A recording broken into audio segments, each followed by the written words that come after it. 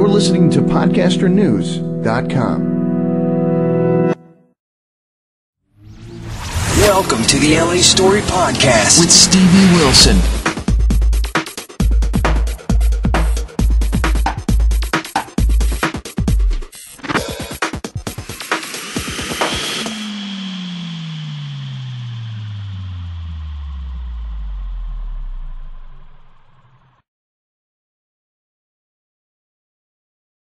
I've decided to change my major. They said, so what are you changing your major? I said, I don't know. My father said, you're going to end up a waitress at Howard Johnson's. You don't know what you want to do. I said, well, it's my life. They said, it's our money. Our only agreement was that I now had 2 years to find a major. And I started taking classes wildly. English literature, maybe that would be it. Well, that wasn't it. Well, now state and local government. No, that wasn't it. And I wandered into a class in international politics taught by a Soviet specialist. Happened to be Madeleine Albright's father, Joseph Clavell. And it was like love. I suddenly realized what I wanted to do was to understand and study Russian.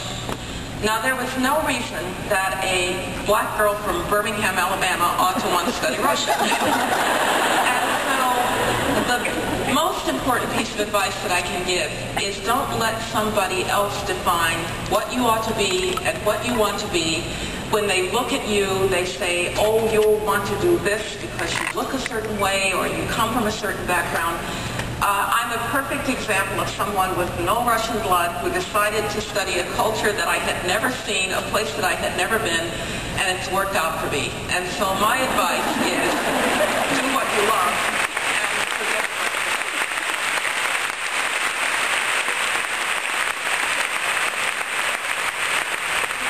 Let me ask you both to talk a little bit about choices.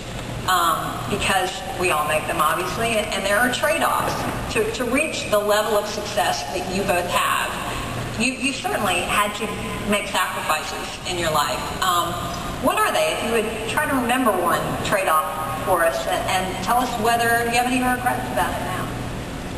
Cameron, I will tell you something. I think any woman who reaches the kinds of positions we do, and I'll speak for myself here, there are so many trade-offs, compromises, heartbreaks, regrets that we've had to make along the way. It has not been easy. I have 2 daughters. I have a husband, been married for 28 years. I have mother still alive, and my family is very close. To get to where I am today, first of all, if you go to where I started in life and where I am today, the 2 points don't connect. So the fact that I'm here means that along the way, there were many choices that I had to make regarding leaving India. Was a big choice, a scary choice. Maria talked about fear. Nobody in my family had ever left the country before, and I left the country. It was a big choice.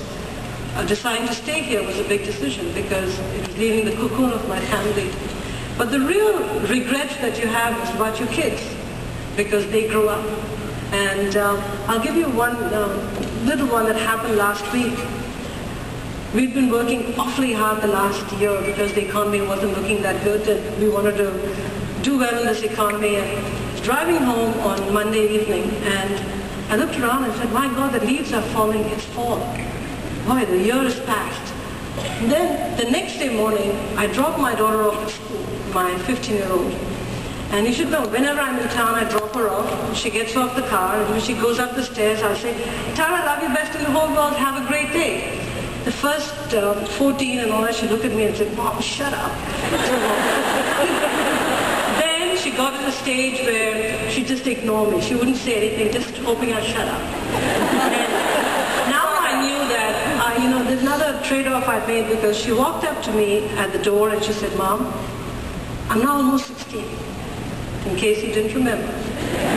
Don't give me this, love you best in the whole world, all that stuff has got to stop. Now you see, another year had passed. And deep down inside, of course she walked to the door and I said, Tara, love you best in the whole world. I'm going to change, I'm too old to change. But think about it, a year passed, I didn't realize it had passed. The leaves were falling. And when I pulled out of the driveway in the school, I was crying because I said, my God, where did this year go? What did she do this year?